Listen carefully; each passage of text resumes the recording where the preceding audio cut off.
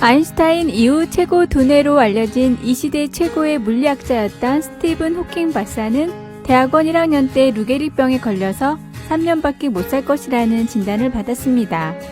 처음엔 심각한 우울증에 빠졌지만 얼마 후 그는 정신을 가다듬고 결심을 했습니다.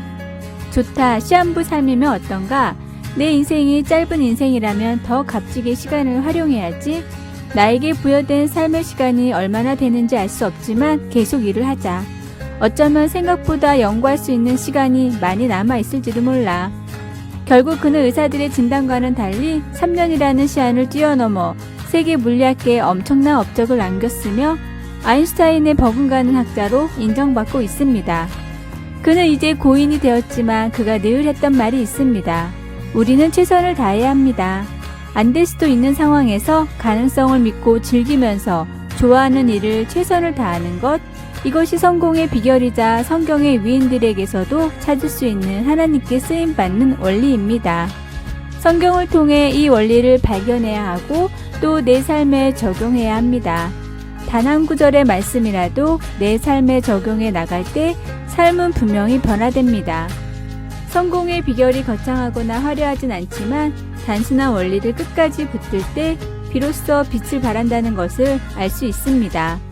매일 성경 말씀을 통해 신앙의 성공 법칙을 찾아가며 한 가지씩 적용해 보시기 바랍니다.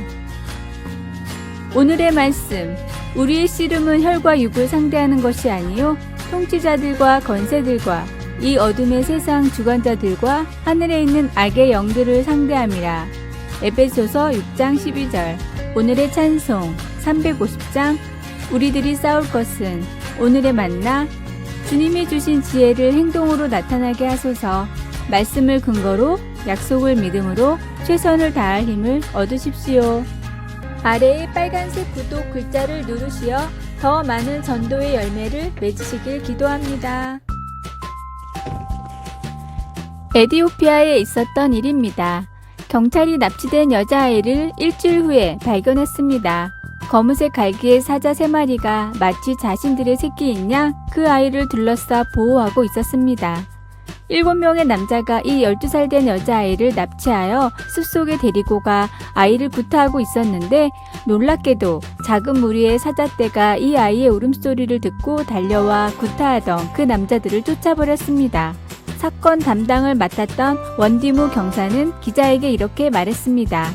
우리가 아이를 발견했을 때 그 아이를 지키고 있던 사자들은 아이를 마치 선물인 양 우리에게 남겨놓고 숲속으로 다시 들어갔습니다. 이 어린 여자아이에게 일어난 일처럼 폭력과 악이 우리를 힘으로 억눌러 우리에게서 희망을 빼앗고 두려움에 빠뜨릴 때가 있습니다. 옛날에 유다 사람들이 바로 그런 일을 겪었습니다. 그들은 포악한 적의 군대에 짓밟혀 빠져나올 엄두도 내지 못했습니다. 두려움이 그들을 완전히 삼켜버린 것입니다. 그러나 하나님은 언제나 변함없이 자기 백성들과 함께 하셨습니다. 이스라엘 왕 여호와가 내 가운데 계시니 내가 다시는 화를 당할까 두려워하지 아니할 것이라. 우리가 당하는 재앙이 우리 자신의 반역에서 비록된 것일 때라도 하나님은 그래도 우리를 구하러 오십니다. 너희 하나님 여호와가 너희 가운데 계시니 그는 구원을 베푸실 전능자이시라. 어떤 환난, 어떤 악이 우리를 덮치더라도 유다의 사자이신 예수님이 우리와 함께 하십니다. 아무리 혼자라는 느낌이 들어도 능력의 구주께서 우리와 함께 하십니다. 어떤 두려움이 우리를 엄습해와도 하나님은 바로 우리 곁에 계신다는 것을 확신시켜 주십니다. 말씀, 먹고 누울지라도 그들을 두렵게 할 자가 없으리라. 스바냐 3장 13절. 찬송 391장 오 놀라운 구세주. 기도, 하나님이 필요합니다. 제 편에 서서 두려움을 제압해줄 강한 전사가 필요합니다. 저는 하나님을 신뢰하기로 마음을 정했습니다. 아멘. 아래의 빨간색 구독 글자를 누르시어 더 많은 전도의 열매를 맺으시길 기도합니다. 러시아의 대문호 톨스토이의 딸이 하루는 울면서 집에 돌아왔습니다.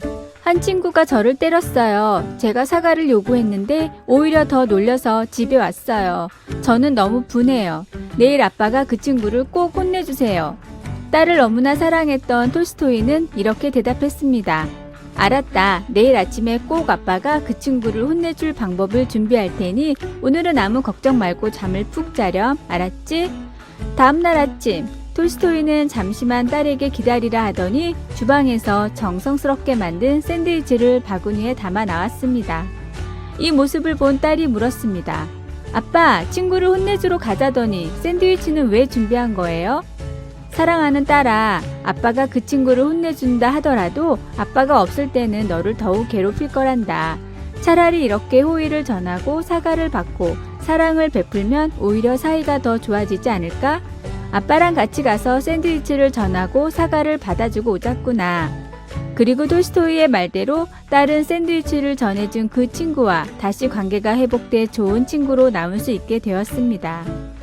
왼뺨을 맞으면 오른뺨을 대고 상대의 불의에도 호의로 대접하는 것이 예수님의 가르침입니다. 세상의 방식이 아니라 예수님의 가르침을 따라 살고자 노력하십시오. 오늘의 말씀, 사랑은 이웃에게 악을 행하지 아니하나니 그러므로 사랑은 율법의 완성이니라. 로마서 13장 10절.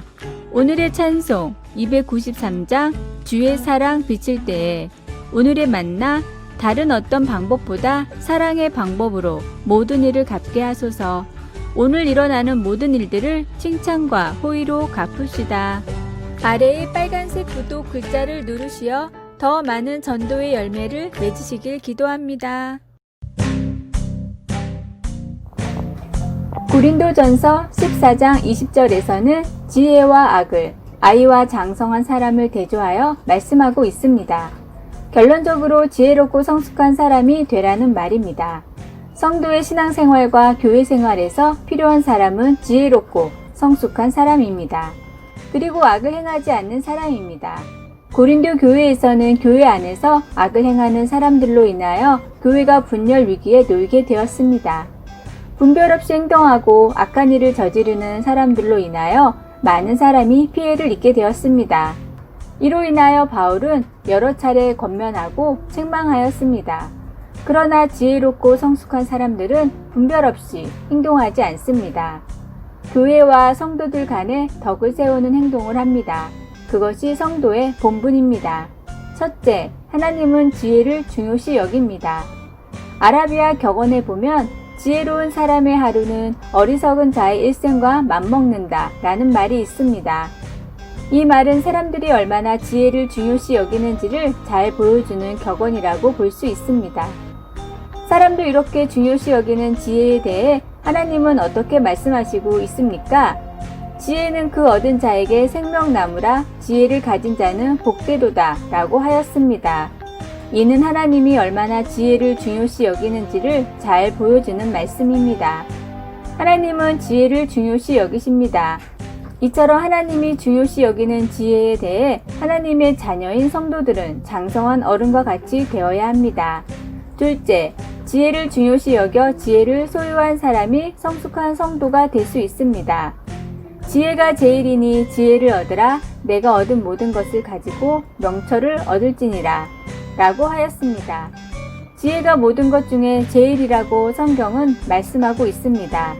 성숙한 성도의 잣대는 지혜로움이라고 볼 수 있습니다. 신앙이 성숙한 성도일수록 모든 일에 지혜롭게 처신합니다. 그러나 지혜의 중요성을 모르는 사람은 지혜를 소유하려고 하지 않습니다. 하지만 성도는 지혜의 중요성과 가치를 알고 참 지혜를 소유한 성숙한 성도가 되어야 합니다. 말씀, 형제들아, 지혜에는 아이가 되지 말고 악에는 어린아이가 되라. 지혜에는 장성한 사람이 되라. 고린도전서 14장 20절. 찬송 242장. 황무지가 장미꽃같이 기도. 하나님, 항상 지혜에 장성한 성도가 되게 하여 주시옵소서. 아멘. 아래의 빨간색 구독 글자를 누르시어 더 많은 전도의 열매를 맺으시길 기도합니다.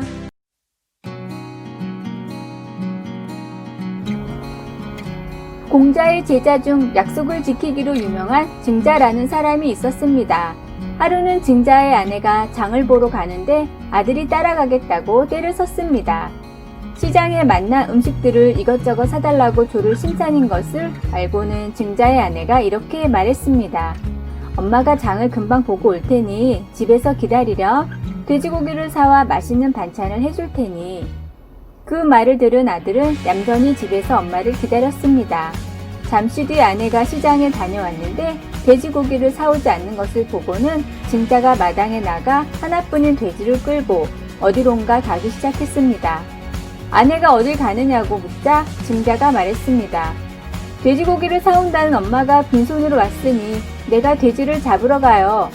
아내는 그저 아이를 달래려고 한 말인데 진짜 돼지를 잡으면 어떡하냐고 했지만 증자는 요지부동이었습니다. 그런 작은 일부터 약속을 안 지키는 부모의 말을 자녀가 어찌 믿겠습니까? 부모의 말을 못 믿는 자녀가 다른 사람의 말은 어찌 믿고 어찌 스스로도 믿을 수 있는 사람이 되나요? 그럴 바엔 돼지 한 마리가 차라리 값이 싸겠어요. 자녀 교육에서 가장 중요한 것 중 하나가 철저하게 약속을 지키는 것입니다.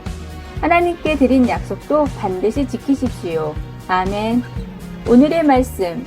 서원하고 갚지 아니하는 것보다 서원하지 아니하는 것이 더 나으니. 전도서 5장 5절. 오늘의 찬송 93장 예수는 나의 힘이요. 오늘의 만나 하나님의 약속의 말씀을 굳건히 믿게 하소서. 하나님을 믿는 만큼 믿음으로 보답합시다. 아래의 빨간색 구독 글자를 누르시어 더 많은 전도의 열매를 맺으시길 기도합니다.